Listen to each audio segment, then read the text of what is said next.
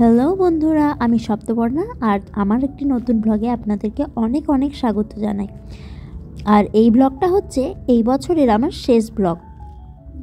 বহুদিন blog post করা হয়নি, তাই আজ ভাবলাম যে এটা ছিল দিদির বাড়ির কার্তিক পুজোর ব্লগটা। কয়েকটা ভিডিও যখন ছিল পোস্টটা আমি করেই দিই। তারপর ঘুম থেকে উঠে গাছগুলোকে একটু না দেখলে মনটা মানে না, এই গাছগুলোকে দেখে আমি এখন কাটতে বসে গেছি। কাঠটা কাটা হচ্ছে কারণ দিদির বাড়িতে যে কার্তিক পুজোর হোম হবে ওটার জন্য আমি কাঠগুলো বাড়ি থেকে নিয়ে যাব। কাঠ কাটার পর আমি গাছগুলোতে জল দিয়ে দিচ্ছি। এই বেলায় জল দিচ্ছি কারণ দুপুরে তো তাড়াতাড়ি বেরিয়ে যাব, আর সময় হবে না, আর বাড়িতেও মা বাবা নেই, তাই গাছগুলোতে জল দেওয়া হবে না। তাই এখন গাছগুলোতে জল দিয়ে নিলাম। এরপর মামাবাড়ি যাব, মামাবাড়ি থেকে ফোন এসছে, তাড়াতাড়ি স্নান করে গিয়ে খেয়ে দিয়ে এসে তারপর আবার আমাকে দিদির বাড়ি বেরোতে হবে। ও শুধু আমি তো একা নয়, আমার সাথে যাচ্ছে সানি, তোমাদের তো এটা বলাই হয়নি। তো আমরা দুজনে রেডি হয়ে তাড়াতাড়ি করে 3টা 15 বাস ধরে ফেলেছি। আমি যাচ্ছি আমার ফুলমণির বাড়ি। কেন? আজকে কার্তিক পূজা। কার্তিক তো কে হয়? কার্তিক কার্তিক তোর পিমনির ছেলে, তাহলে তোর কে? পিমানির ছেলে হয় তো কে হবে? তোর কে হবে? হ্যাঁ তুই কে হবে বল? কে হবে? ভাই হবে। তাহলে কে হবে? না ভাইয়ের জন্য কি নিয়েছিস? ভাইয়ের জন্য চকলেট। আমার কই? তোর নাই খুশ। আমি তো তোকে ডেলিভারি করে নিয়ে যাচ্ছি। তোর পিমনির কাছে আমি তোকে ডেলিভারি করাবো। হ্যাঁ, তাহলে কি ইয়ে করবি না? আমার কিছু নাই না সবই ভাই। হ্যাঁ দুজনে গল্প করতে করতে বেশ অনেকটা রাস্তা চলে এসেছে, আর এখন আমি ঘুমিয়ে গেছিলাম। আর আমি বলেছিলাম পাপা আমি ঘুমোচ্ছি, তুই কিন্তু ভিডিও করবি। ও সুন্দর ভিডিও করেছে। তারপর এখন আমি ঘুম থেকে উঠেছি। ঘুম থেকে উঠেই খড়গপুর যখন পৌঁছে গেছি, তো আর কিছুক্ষণের মধ্যেই আমরা পৌঁছে যাব। তাই আমরা রেডি হয়ে যাচ্ছিলাম ওঠার জন্য। আর তারপরেই ঘরে এসে পৌঁছে গেছি, আর ভিডিও করা হয়নি। এসেই প্রথমে কার্তিকের সাথে গিয়ে দেখা করে এলাম। পুচকিকে নিয়ে একটা কার্তিকের সাথে ছবি তুললাম, তারপর পুচকির সাথে কত গল্প করলাম। তারপর এখানে সবাই আড্ডা মারছিল। এবার কার্তিক পুজো শুরু হবে। আমি গেলাম শাড়ি পরতে, দিদি ওখানে শাড়ি পরে রেডি। আমি তাড়াতাড়ি করে এসে শাড়িটা পরেছি। শাড়ি পরে আয়নার সামনে একটু ক্যাত না মারলে হয়? সে যতই লোক থাকে একটু ক্যাত তো মারতেই হবে, কার্তিকের মাসি বলে কথা। তো অনেক রকম করে ঢং করে নিয়েছি। তারপর তাড়াহুড়ো করে দৌড়ালাম ওইদিকে, পুজো শুরু হয়ে গেছে যেহেতু। পুষ্পে পুষ্পে মহাপুষ্পে সুপুষ্পে পুষ্পের সম্ভবে পুষ্পের চয়া ওয়াকের নিচং ঘট সাহা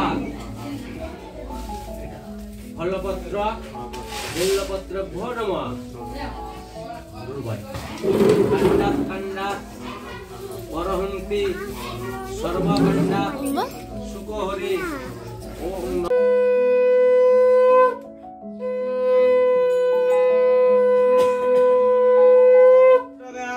प्रभास पुष्कण चेतन दत्तन विजागल भवन्तुं ब्रुवन्तुं नमः पुष्प पुष्प महापुष्पे सुपुष्प पुष्पेर सम्भावे पुष्पेर च वकन्निचं फट् स्वाहा ओं ह्रीं मंगलार शक्ति कमलासनाय नमः नमस्ते गौरी नारायणी नमस्तुते घंटाकण्ठं महार्घं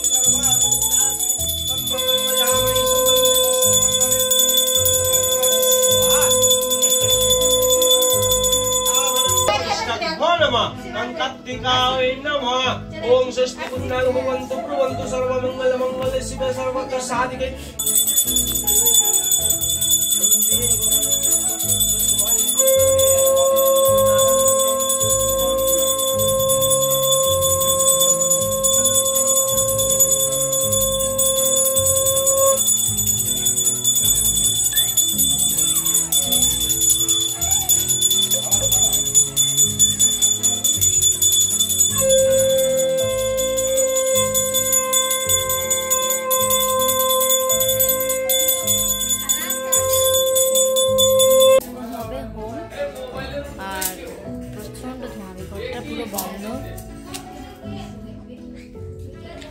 জন্য কাঠগুলো আমি নিয়ে এসেছি।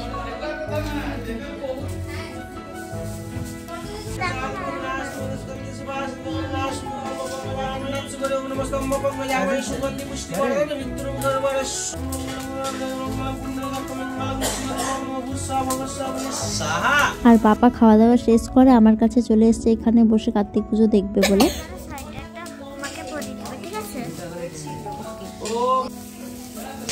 কার্তিকের মুকুটের সাথে আমার ম্যাচ কি ক্রিকেট আর হচ্ছে ময়ূরের পালকের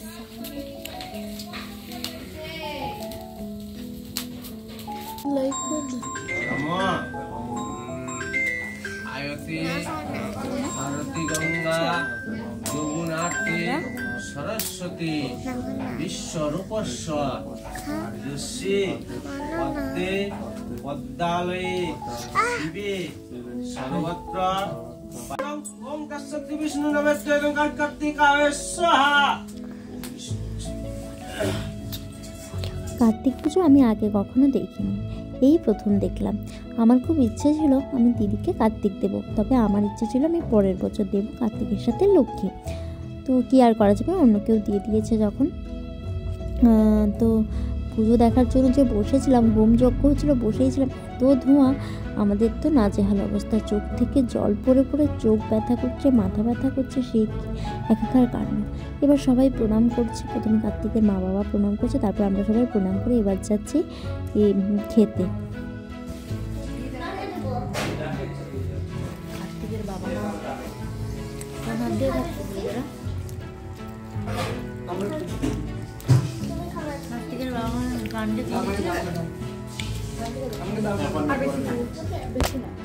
সবার খাওয়া শেষ হয়ে গেছিলো, আমরাই কজন খাওয়াতে বাকি ছিলাম। তো খেয়ে দিয়ে জামা কাপড় ছেড়ে এবার দিদি কার্তিকে ঘুম পাড়াতে এলো, তাই আমি ওর সাথে করে এসেছিলাম দেখবো বলে ও কেমন করে ঘুম পাড়ে। কার্তিককে পুরো না বাচ্চার মতোই সেবা করতে হয়, মানে যেমন একটা বাচ্চাকে করতে। তো আজকের এই কার্তিক পুজোর সুন্দর দিনটা আমি তোমাদের সাথে শেয়ার করলাম। তোমাদের আমার ভিডিওটা কেমন লাগলো অবশ্যই জানিও। আর তোমরা সামনে নতুন বছর আসছে 2025, সবাই খুব ভালো করে কাটিও, সুস্থ থেকো, ভালো থেকো। তাহলে দেখা হচ্ছে পরের একটি ব্লগে। টাটা।